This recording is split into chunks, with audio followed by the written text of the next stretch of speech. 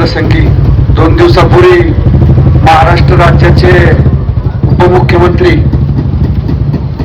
वैकुंठवासी अजितदादा पवार यांचं जे अपघाती निधन झालं आणि त्या निधनाची बातमी परवा दिवशी सकाळी 9च्या दरम्यान वाऱ्यासारखे पसरली आणि महाराष्ट्रात सर्व दुःखाचा डोंगर कोसळला.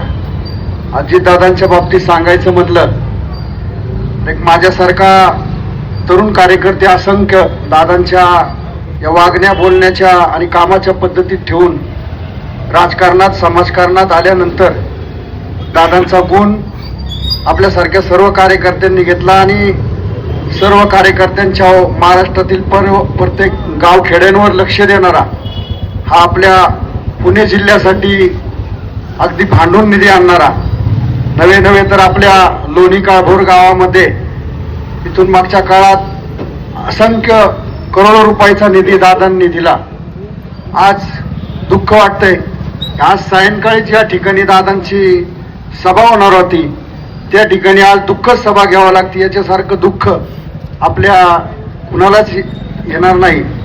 असो, दादांच्या चिरात्म्यास चिरशांती लाभो अशीच श्रीमंत अंबरनाथांच्या चरणी प्रार्थना वाहतो आणि थांबतो.